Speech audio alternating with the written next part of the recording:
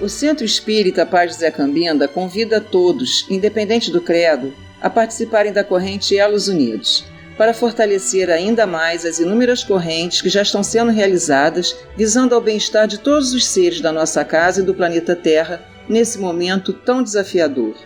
Todos os dias, pare por 3 minutos às 18 horas, eleve seu pensamento e faça uma prece. Juntos, somos mais fortes.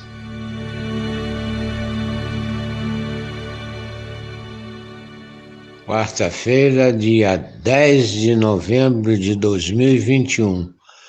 O Centro Espírita Paz Zé Cambinda inicia mais uma sessão e, para tanto, ouviremos a prece de abertura proferida pela nossa irmã Ângela Galdino Silva. Louvado seja Deus, louvado seja nosso Senhor Jesus Cristo. Meus irmãos, mais uma vez aqui estamos reunidos, buscando o nosso pão espiritual, novas energias e força que nos ajudam a superar as nossas dificuldades. Estamos envolvidos pelos trabalhadores do bem, mensageiros de Jesus, que criam este ambiente de harmonia e de paz. E em pensamento e sentimento buscamos Jesus, aquele que aqui veio pela misericórdia divina para modificar o rumo da humanidade, trazendo novas interpretações da fé, para nos libertar da ignorância e mostrar o caminho que nos levará até o Pai. Jesus, Tu tens sido o companheiro nos momentos de crise, o consolador das horas difíceis, mas também és, mais do que isso, és o renovador de nossas vidas. As Suas lições, que nos comovem, que ferem a nossa sensibilidade, devem chegar às nossas consciências e se transformarem em ações diárias, modificando o nosso comportamento, não só nos templos, mas também no nosso lar, no nosso trabalho, no convívio diário com os nossos semelhantes. Que aprendamos com seus exemplos a amar a nós mesmos, aos nossos semelhantes, como amamos ao nosso Criador. Nos ajude, Jesus, nessa caminhada. Proteja-nos de todos os males. Que assim seja.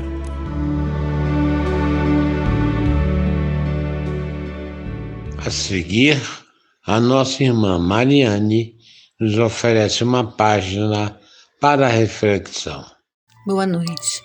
Do livro Fonte Viva, lição número 109, a exemplo do Cristo. Ele bem sabia o que havia no homem. João, capítulo 2, versículo 25. Sim, Jesus não ignorava o que existia no homem, mas nunca se deixou impressionar negativamente. Sabia que a usura morava com Zaqueu, contudo trouxe-o da sua velhice para a benemerência. Não desconhecia que Madalena era possuída pelos gênios do mal, entretanto, renovou-a para o amor puro. Reconheceu a vaidade intelectual de Nicodemos, mas deu-lhe novas concepções da grandeza e da excelsitude da vida. Identificou a fraqueza de Simão Pedro, todavia, pouco a pouco, instala no coração do discípulo a fortaleza espiritual que faria dele o sustentáculo do cristianismo nascente. Vê as dúvidas de Tomé sem desampará-lo. Conhece a sombra que habita em Judas sem negar-lhe o culto da afeição. Jesus preocupou-se, acima de tudo, em proporcionar a cada alma uma visão mais ampla da vida e em quinhoar cada espírito com eficientes recursos de renovação para o bem. Não condenes, pois, o próximo, porque nele observes a inferioridade e a imperfeição. A exemplo do Cristo, ajuda quanto possas. O amigo divino sabe o que existe em nós. Ele não desconhece a nossa pesada e escura bagagem do pretérito, nas dificuldades do nosso presente, recheado de hesitações e de erros, mas nem por isso deixa de estender-nos amorosamente as mãos. O nosso irmão José Ronaldo do Centro Espírita Jesus Maria José, na cidade de Vassouras, estará nos apresentando o tema O Consolador Prometido. Boa noite, meus irmãos. Estamos aqui para apresentar uma pequena palestra sobre o tema Cristo Consolador, capítulo 6 do Evangelho segundo o Espiritismo. Nós vamos começar com a leitura de Mateus, capítulos 11, versículos 28 a 30, tá? E aí nós vamos fazer os nossos comentários. Jesus diz assim nessa passagem de Mateus: Vinde a mim, todos vós que estáis aflitos e sobrecarregados, que eu vos aliviarei. Tomai sobre vós o meu jugo e aprendei comigo, que sou brando e humilde de coração, e achareis repouso para vossas almas, pois é suave meu jugo e leve o meu fardo. Então, Kardec, comentando essa passagem do Evangelho de Mateus, nós consideramos o seguinte, que a lei trazida por Jesus, ela seria o fardo leve. O segmento dessa lei, aplicar essa lei às nossas vidas é o jugo, mas é um jugo suave. Então, Jesus traz um jugo e traz uma lei. Esse jugo é leve e essa lei é suave. O jugo é a observância dessa lei. Então, existe uma lei e a observância dessa lei. Nesse caso, é sempre importante nós frisarmos o seguinte: será que essa lei ela é tão suave assim? Será que esse jugo é tão leve assim? A lei que Jesus traz, a Boa Nova, o Evangelho, será que ele é tão leve de ser aplicado? Será que a observância dessa lei ela faz com que ele seja suave? Bom, uma das coisas que nós precisamos entender sempre é que o Evangelho ele é uma mensagem universal. Jesus não trouxe uma religião, ele trouxe uma doutrina, ele trouxe uma ética, no sentido da convivência entre todas as pessoas, entre nós e o nosso próximo, e, ao mesmo tempo, ele insere o tempo todo nessa ética de uma convivência harmoniosa entre as pessoas, vários atributos da divindade. Ele insere a presença da divindade o tempo todo, a presença do Deus único o tempo todo. Então, por isso nós costumamos dizer que essa ética que Jesus traz é uma ética transcendente. Então, é em parte uma doutrina espiritualista, em parte é uma ética transcendente, mas não é uma religião. Jesus não trata de temas teológicos na sua doutrina. O que ele trata, basicamente, são os atributos da divindade que se mostram aos seres humanos, e como os seres humanos devem se comportar um em relação aos outros, porque todos são filhos de Deus, todos são obras de Deus, então tudo que nós nos relacionamos com as outras criaturas, estamos, de certa forma, nos relacionando com Deus, porque estamos nos relacionando com a obra de Deus. Então, esse ponto é importante nós entendermos. Jesus também coloca o tempo todo, pelo menos 5 atributos da divindade que ele traz com muita frequência. Em especial, é sempre importante frisar, dentro do Sermão da Montanha, que nós consideramos assim como sendo uma espécie de um resumo muito forte da mensagem de Jesus. Todo o Evangelho ele é muito bem resumido, se nós pegarmos as parábolas, que tem uma forma de se explicar o reino de Deus, e o Sermão da Montanha, capítulos 5 a 7 do Evangelho de Mateus, que traz o cerne da doutrina de Jesus na forma de ditos, de aforismos que Jesus falava. Então, 5, digamos, atributos da divindade ali se manifestam com muita intensidade. Jesus coloca com muita intensidade a onipresença de Deus, a onisciência, a onipotência, a sua infinita perfeição, o seu infinito amor. Outras manifestações dos atributos divinos também aparecem, mas esses com mais intensidade, tanto nas parábolas quanto no próprio Sermão da Montanha. Vamos botar assim como dois núcleos importantes para se entender o Evangelho.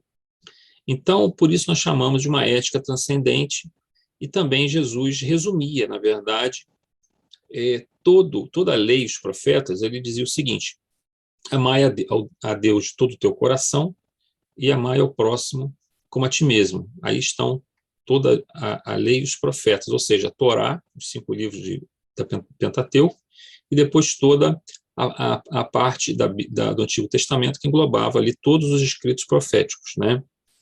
Todos os livros dos profetas. Então essa era a síntese da mensagem de Jesus: amar o próximo e amar a Deus. E nós estamos todos envolvidos por essa força divina, e ela se faz manifestar no nosso dia a dia o tempo todo. Então, por um lado, como Jesus mostra essa forma muito simples, digamos assim, e ao mesmo tempo muito profunda, porque se nós formos analisar com cuidado, o que ele está nos ensinando é uma transformação radical da nossa forma de ser. Então, ela é uma mensagem simples, porém a sua aplicação ela é difícil no sentido assim da nossa resistência. Não é porque ela seja difícil de entender, é porque ela exige mudanças nossas. Então, ela exige entendimento da mensagem, que não é difícil, o entendimento da mensagem. Ela exige aplicação da mensagem, esse é mais difícil, mas essa aplicação ela implica disciplina e implica fé. Implica uma fé naquilo que Jesus está dizendo, em aceitar esse poder, essa soberania de Deus nas nossas vidas, né? E termos também um discernimento do que é essa lei colocada para todos nós. E que Jesus, na verdade, não cria uma dificuldade para esse entendimento. Pelo contrário, seguir essa lei, seguir o Evangelho, é tornar a nossa vida de fato mais leve, né? A reencarnação torna-se mais suave, porque nós passamos a ver o mundo com outros olhos. Isso é uma coisa que nós vamos trabalhar um pouquinho mais à frente. Agora, é importante nós frisarmos o seguinte: na questão 621 do Livro dos Espíritos, nós vemos uma pergunta que Kardec coloca ao Espírito de Verdade: onde está escrita a lei de Deus? E o Espírito de Verdade responde na mensagem: a lei de Deus está escrita na consciência de cada um. Ou seja, nós trazemos dentro de nós esse entendimento da presença divina e da lei divina dentro de nós. Então, todos nós temos, de uma certa forma, essas sementes da perfeição. Elas estão, porque nós somos filhos de Deus, né? Só que elas estão na forma de um potencial da perfeição, de um potencial da realização da criatura, no sentido de encontrar a divindade, né? De ir em direção a Deus, seguir esse caminho. Então, nós temos esse potencial. O problema é que nós não direcionamos ele corretamente. Quando chegam essas revelações de muitos mestres espirituais ao longo da humanidade, inclusive aí colocamos principalmente a doutrina espírita, né? Com o Espírito de Verdade, do plano espiritual coordenando, a falange ali coordenando a vinda de inúmeras mensagens e chegando a Kardec, e do ponto de vista da matéria, aqui encarnado, está Allan Kardec coordenando esse processo. Isso é uma revelação extraordinária. Jesus é uma revelação extraordinária que ele traz para nós. Então, quando nós temos essas revelações, nós temos que entender que nós já temos um potencial para a busca de Deus, um potencial para a busca da transcendência, porque isso já está na nossa consciência. Nós só não conseguimos dar um direcionamento correto ou não temos ainda o entendimento, porque cada um, à medida que evolui no seu grau, seu grau de perfectibilidade, na sua evolução espiritual, entende melhor essa lei. Mas para entendimento dessa lei, nós normalmente precisamos dessas revelações espirituais, porque elas nos dão o caminho, nos dão a orientação, né, nos mostram qual caminho a ser seguido, né? Então, digamos que o Evangelho é um caminho a ser seguido, a doutrina espírita é um caminho a ser seguido, e nós temos essa força nos impulsionando em busca disso. Então, se nós tivermos fé, entendimento, disciplina, nós conseguimos avançar muito dentro desse processo. E o que isso muda para nós o sentido de ter uma vida menos dolorosa, ou com menos aflições, ou com menos sofrimento. Vejamos o seguinte: quando eu recebo essas informações, essa revelação espiritual vinda de Jesus através dos evangelhos, elas me abrem toda uma forma de rever o mundo em que eu estou inserido. Primeiro, que elas nos dão um sentido para a existência. E aí eu prefiro até colocar já nesse mesmo grupo o Evangelho e a doutrina espírita, porque o Espiritismo vem complementar, digamos assim, o Evangelho, como nós vamos ver daqui a pouco, na próxima passagem no Evangelho de João.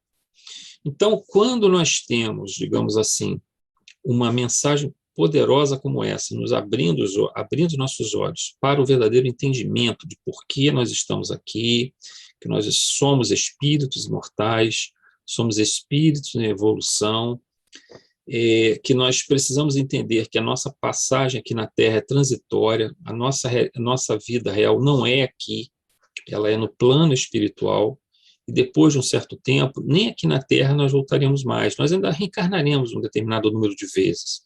Mas se nós seguirmos corretamente os passos que Jesus nos ensina e que a doutrina espírita nos ensina, daqui a um certo tempo nós já vamos estar realizando a nossa evolução em outros mundos, né, em outros planos espirituais também. E isso nos traz uma visão diferente, né? Nós passamos a ver a própria noção do sofrimento sob um aspecto muito diferente. Ou seja, o problema em si não muda em torno de nós. Por exemplo, vamos dizer que eu tenho uma doença que me deixava muito deprimido ter aquela doença. O tratamento é doloroso, ou os medicamentos me fazem passar mal, alguma coisa do tipo. E aí eu passo, depois que eu começo a estudar, a entender a minha razão de estar aqui na Terra, que o sofrimento tem uma função de ensino para o espírito, ele torna o espírito mais forte, ele torna o espírito mais sábio, ele torna o espírito mais próximo de Deus, ele desenvolve a sua religiosidade, a sua espiritualidade. Quando eu entendo dessa forma, eu vejo que o próprio sofrimento aqui na Terra, seja qual for a razão dele, tem uma função disciplinadora, uma função educativa para a criatura. E esse sofrimento ele é relativo, porque quando eu começo também a tomar consciência do sofrimento de outras criaturas, às vezes muito, mas muito maiores do que as nossas, nós começamos a relativizar o nosso próprio sofrimento. Então, o que isso significa? Aquilo que está nos atingindo, quando nós não temos o Evangelho, quando nós não temos a doutrina espírita, quando nós não temos nenhuma religião, nenhuma ligação com Deus, esse sofrimento é muito mais forte. Por exemplo, a partida de um ente querido para o plano espiritual. Se nós não acreditamos em nada, essa partida ela é devastadora, porque nós não conseguimos encontrar algo que possa preencher esse vazio, né? Mas quando nós entendemos que esse espírito que foi para o plano espiritual, ele está lá e continua evoluindo, e nós podemos encontrá-lo durante o sono, em desdobramento, né? Ou nós podemos ter contato com ele a partir de uma psicografia, né? Ou nós vamos encontrá-lo mais tarde, quando nós também desencarnarmos, muda completamente o nosso entendimento desse processo. Porque para o espírita, a morte não existe, né? Porque existe uma mudança de plano. O espírito estava aqui encarnado, e agora ele passa para o plano espiritual. Nós vamos reencontrá-lo ou numa próxima reencarnação, ou vamos encontrá-lo na erraticidade, no plano espiritual, né? Então, isso muda completamente a situação. Então, observem, não houve uma alteração do quadro externo. A pessoa desencarnou. Em qualquer situação, a pessoa desencarnou. A maneira que nós vamos lidar com isso é que muda. Da mesma forma, a doença, existe uma doença que está nos afetando, nos trazendo um sofrimento. Muda a minha percepção do que essa dor representa para mim, do que esse sofrimento representa para mim. Ele passa a ter uma força menor. Eu passo a vê-lo como um aprendizado e não como uma coisa que só me incomoda. Eu continuo sendo grato a Deus e penso todos os dias que eu devo ter um grande contentamento pela vida e por tudo que me acontece, porque tudo está inserido dentro de um plano maior para a minha evolução. Ora, então o que eu mudo é a minha visão da vida. Então, eu não mudo o mundo ao meu redor, eu não mudo aquilo que antes me causava um grande sofrimento, agora me incomoda, mas não me causa mais um grande sofrimento. Então, é uma mudança de perspectiva, é a visão correta da realidade. E quanto mais nós evoluímos nesse processo, mais essa nossa visão da realidade se aprimora. Então, dessa forma, quando nós temos espíritos muito evoluídos, encarnando aqui na Terra, que passaram por várias doenças, problemas, outros foram assassinados, né? A gente observa assim, poxa, mas esses espíritos reencarnam, são missionários, espíritos mais evoluídos, estão sofrendo. Bom, eles podem estar sofrendo, mas a visão que eles têm desse sofrimento é diferente da nossa, né? Eles aceitam isso de uma forma muito mais tranquila do que nós, que às vezes nos deixamos tomar pelo sofrimento, entramos em angústia, entramos num baixo astral, né? Num pessimismo, numa depressão, e eles não, eles continuam a sua tarefa. O sofrimento continua atingindo eles, mas eles não são tão atingidos assim internamente, porque a percepção, a visão deles é diferente desse processo. Então, o que Jesus ensina quando ele fala que a lei que ele traz é uma lei leve, e o jugo que ele traz, ou seja, a observância dessa lei é suave, é porque, na verdade, a vida se torna mais leve e suave para aquele que aplica o Evangelho, e ainda nos dias atuais com a doutrina espírita, aplica-se o Evangelho, aplica-se a doutrina espírita, então nós temos uma vida onde ela pode ter todos os seus problemas, porém a nossa visão mais acertada e mais correta faz com que ela seja mais leve e o jugo seja mais suave. Há uma passagem também, que é a segunda passagem, são as características do Cristo Consolador, e como nós sabemos, o Espírito de Verdade, para Kardec, a falange do Espírito de Verdade deixou essa questão em que mostrava que o Espírito Consolador era, na verdade, a doutrina espírita, tá? Então, essa passagem ela vem de João, dos capítulos 14, versículos 15, e do versículo 17 a 26. Então, nós vamos ver como Jesus coloca em João, no Evangelho de João, essa passagem sobre o Consolador prometido ou sobre o Cristo Consolador. Então, ele diz o seguinte: se me amais, guardai os meus mandamentos, e eu rogarei ao Pai, e ele vos enviará outro Consolador, a fim de que fique eternamente convosco.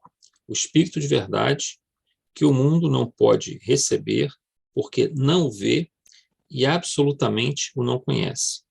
Mas quanto a vós, conhecê-lo-ei, porque ficará convosco e estará em vós.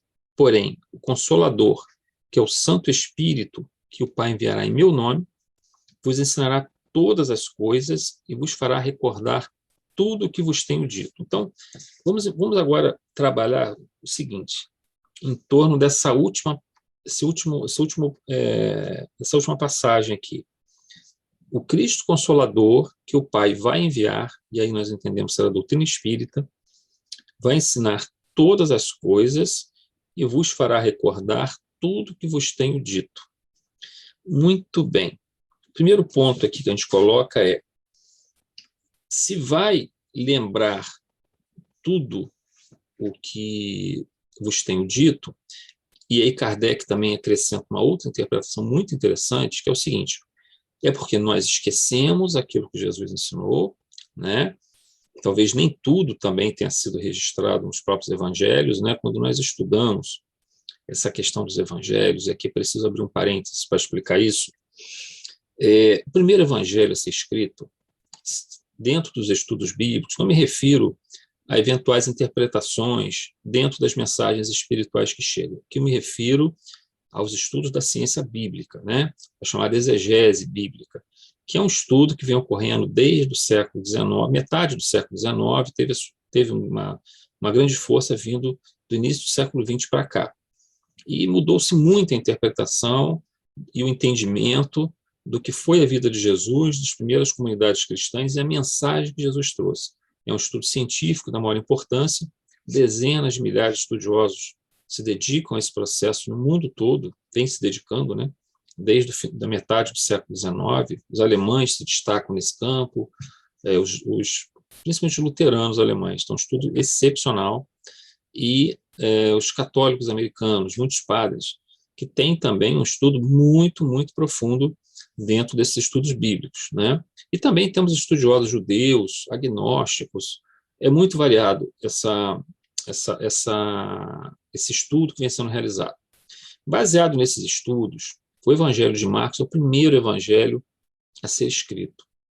E ele é escrito por volta do ano 70, após a destruição de Jerusalém. Houve uma guerra do ano 66 a 70, entre Roma, o exército romano, né, as legiões romanas, e uma revolta que os judeus implementaram a partir do ano 66. Houve o cerco de Jerusalém, e no ano 70 Jerusalém é destruída, né? Então acredita-se hoje, por todos os indícios que se tem, que o primeiro evangelho é o de Marcos, escrito por volta do ano 70. Ora, Jesus desencarnou entre o ano 30 e 35, e nós não temos como saber com certeza. Então, dessa forma, nós temos de 35 a 40 anos, depois da desencarnação de Jesus, que o primeiro evangelho vai ser escrito. Então, a gente pode se perguntar assim, mas como esse material chegou até esse evangelista Marcos? Tá? Bom, aqui nós não estamos nos baseando na tradição da igreja, que diz que Marcos foi discípulo de Pedro. Isso aí é uma coisa que também é crítica, não a crítica bíblica, né? Nem os católicos aceitam mais isso, nem os luteranos protestantes, né? O que se entende é o seguinte: as palavras de Jesus circularam de forma oral após a sua desencarnação, porque ele não deixou nada escrito quando ele esteve encarnado, e ela circulou na Palestina. E depois também foi circulando pelas regiões adjacentes. Eram coleções de milagres, coleções de ditos, por exemplo, como estão lá no Sermão da Montanha, um relato da paixão de Jesus, né, da paixão do seu sofrimento, da sua tortura que ele sofreu, né, da crucificação e seu aparecimento, né, sua ressurreição, que, na verdade, nós consideramos como vidência e materialização. Alguns tiveram a vidência de ver Jesus, outros, por efeito de materialização do corpo espiritual de Jesus, vieram, como foi o caso de Maria de Madalena. Então, por vidência ou materialização, Jesus se mostrou a muitos dos seus discípulos, e aí esse momento também é muito importante, é crucial. Então, essas coleções de ditos, eles foram sofrendo também modificações, coleções de parábolas, né? Coleções de milagres, eles foram sofrendo modificações. Passando de uma geração a outra, eles iam sofrendo modificações, entrando em determinadas regiões que tinham religiões iniciais diferentes, no mundo greco-romano, foram sofrendo modificações. Algumas coisas eram diminuídas, outras eram aumentadas, enquanto quando o evangelista Marcos recebe esse material, chega até ele esse material que circulava nas comunidades cristãs, ele resolve fazer um evangelho, né? Colocar isso como uma história de Jesus, bem simplificada, porque nós vamos ver que Lucas e Mateus expandem essa história de Marcos, né? Eles tiveram na mão o Evangelho de Marcos e tiveram outros materiais nos quais eles compunham os seus evangelhos. Então, o que aconteceu? Esse material foi modificado nesse tempo em que ele foi sendo replicado até chegar ao evangelista, e o próprio evangelista colocou os seus conceitos teológicos ali dentro e deu uma determinada face para Jesus que ele entendia. Ele não conheceu Jesus pessoalmente. Ele conhece a partir dos relatos que chegaram até ele. Ele é digamos assim, um discípulo de segunda geração, né, que vai receber esses relatos de Jesus e vai colocá-los em grego, vai escrever em grego e vão colocar lá. E aí que entra essa passagem que Kardec coloca. Muitas coisas foram esquecidas, portanto, parte dessas fontes pode não ter chego ao evangelista, né? Parte do que Jesus falou, mais uma vez, reforçamos aqui, Jesus não falou, não deixou nada escrito, tá? E parte pode ter sofrido modificações, pode ter sido mal interpretada. Então, Kardec também reforça esse aspecto, né? E parte simplesmente não pôde ser ensinada naquela época. Não havia, digamos assim, um entendimento para fazer essa parte ser, digamos assim, tratada, como é hoje. No Espiritismo, não, você vai estudar reencarnação, você vai estudar mediunidade, por exemplo, quando Jesus falava, reconcilia-te com o teu adversário enquanto estás a caminho. Ora, naquela época, as pessoas seguiriam a colocação de Jesus no sentido de que não era possível ficar se alimentando uma desavença com o próximo. Mas, quando nós estudamos pelo Espiritismo hoje, todos os processos que envolvem, por exemplo, a desencarnação de alguém que nós estamos com muita raiva e ela está com raiva da gente, nós sabemos os problemas que isso trazem no nível de obsessão. e os problemas kármicos que se tornam nas vidas seguintes, um importunando o outro, né? Então, por isso que ele fala, enquanto estás a caminho, ou seja, enquanto estás nessa reencarnação, reconcilia-te com o teu adversário. Talvez as pessoas daquela época soubessem que precisavam se reconciliar, mas não sabiam muito bem o porquê, a não ser o fato de que Jesus pregava esse perdão, essa reconciliação de uma forma geral. Na doutrina espírita, nós vemos que o quanto antes nós nos reconciliarmos com os nossos adversários, com os nossos desafetos, mais nós vamos ganhar com isso, e mais eles também vão ganhar com isso. Todos ganharão com isso, né? Então, isso a doutrina espírita explica, pelos inúmeros relatos que nós temos das mensagens espirituais recebidas. Mas, naquela época, muita coisa não pôde ser explicada. Jesus não tinha como explicar todos esses elementos, a lei de ação e reação, por exemplo. Então, por isso, o Cristo Consolador viria explicar todas essas coisas que não puderam ser colocadas naquela época, tá? Então, 3 fatores: lembrar aquilo que foi esquecido ou aquilo que não entrou nos evangelhos, porque se perdeu nessa transmissão das fontes primitivas, pré-literárias, aquilo que foi interpretado incorretamente e, portanto, entrou como um erro dentro dos evangelhos, e nós identificamos muito desses erros pelo estudo da crítica de redação, da crítica das formas, né, que são essas formas pré-literárias. Nós conseguimos identificar esses elementos e dá para perceber aquilo que nitidamente sofre uma alteração, né? E, no entanto, o Espiritismo vem e esclarece esses pontos todos, né? E ensinar aquilo que não pôde ser ensinado naquela época. Há uma outra parte importante aqui sobre o Cristo Consolador, quando Jesus diz o seguinte, ele bota assim, ó, o Espírito de verdade que o mundo não pode receber, porque não vê e absolutamente não o conhece. Mas quanto a vós, conhecê-lo-eis, porque ficará convosco e estará em vós. Ora, para ele ficar conosco, ele aqui não está dando um prazo, a princípio, eternamente conosco. E ficará dentro de nós. Mas como é que ele pode ficar em mim? Ele não pode, então, ser um outro espírito, né? Se vai ficar conosco e vai ficar em nós, ele não pode ser um outro espírito. Então, ele tem que ser uma doutrina, tem que ser uma ideia, tem que ser um ensinamento. Por isso que a doutrina espírita ela é considerada como sendo esse Consolador prometido. Isso também nos é passado pela própria falange do Espírito de verdade, colocando, então, o Evangelho como a primeira, digamos, a segunda revelação, a primeira revelação de Moisés, né? E a segunda revelação é a revelação de Jesus reencarnando aqui na Terra. A terceira revelação é a revelação do Espiritismo, da doutrina espírita. E nesses momentos que estamos agora, podemos dizer assim, um processo de transição planetária, em que de um mundo de provas e expiações, nós vamos chegar ao mundo de regeneração, ao mundo regenerado, nós não sabemos quanto tempo vai levar esse processo. Ainda pode ser que leve centenas de anos, mas já começou esse processo. Então, nós estamos num ascendente assim, de crises, de problemas sérios na humanidade, especialmente uma crise de ideias. Não falamos aqui de cataclismos, não falamos de terremotos que vão destruir tudo, de um vulcão que vai explodir e vai cobrir a atmosfera da Terra de cinzas, e aí nós vamos ter um frio terrível, onde vão morrer as plantas. Não é isso que nós estamos falando. Não é uma extinção da humanidade. Na verdade, essa ideia de uma nova era que surge, nós temos que deixar para trás uma humanidade que não consegue se adaptar a uma visão mais correta, que nós comentamos até no início dessa palestra, e por uma humanidade, uma geração nova que consegue perceber essas verdades e ainda não sendo perfeita, mas consegue que o mundo composto, na sua maioria, por pessoas mais esclarecidas espiritualmente, vão, então, herdar esse planeta na condição de mundo regenerado. Essa humanidade que não vai ficar aqui na Terra são aqueles que são rebeldes, não conseguem modificar-se, continuam cometendo crimes, continuam agindo transgredindo a lei divina. E dentro desse processo, dessa transição planetária, as religiões vão ocupar um espaço muito importante.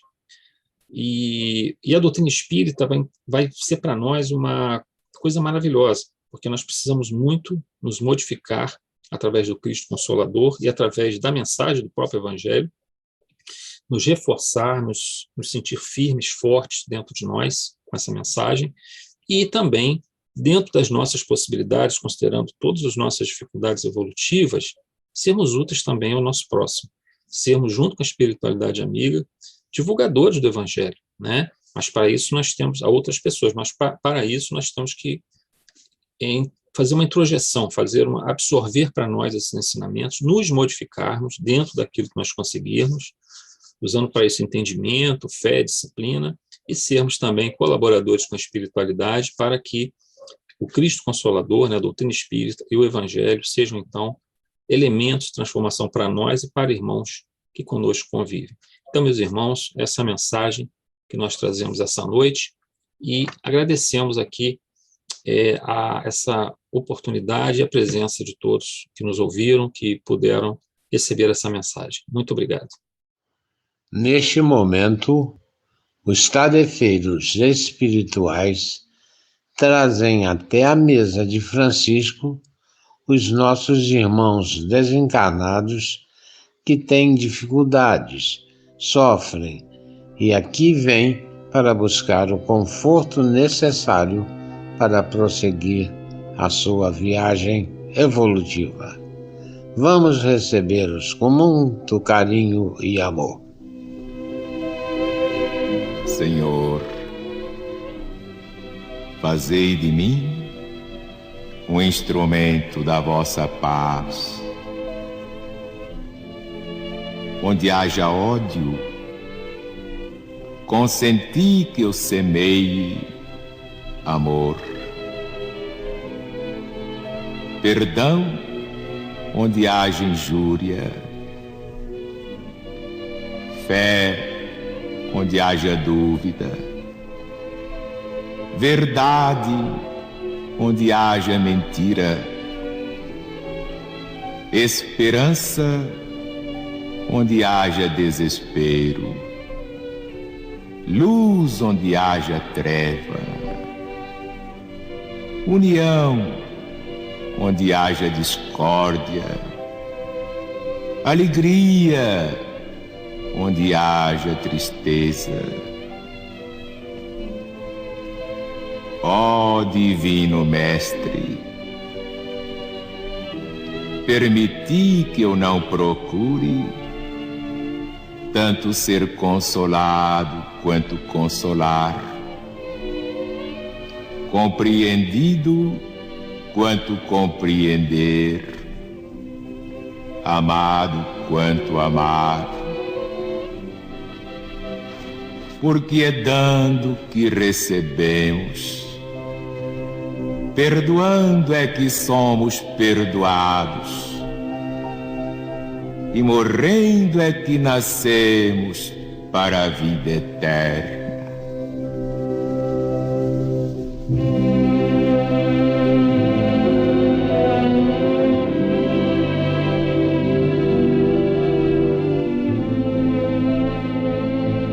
Se aproximam os amigos indianos. Comandados por Arthur, essa falange amiga traz até nós as vibrações necessárias para o nosso conforto espiritual, o nosso bem-estar físico, a limpeza do ambiente e a energização das águas para fluidificar. Vamos recebê-los com muito carinho, com muito amor.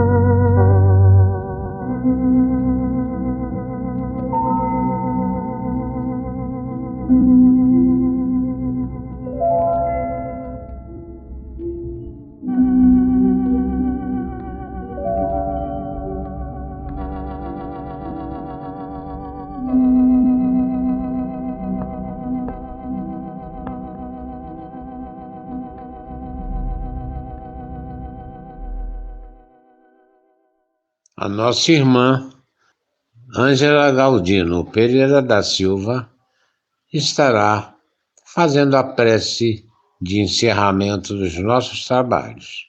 Vamos orar. Meus irmãos, chegamos ao final de nossa reunião. Nós agradecemos a Jesus tudo o que recebemos esta noite.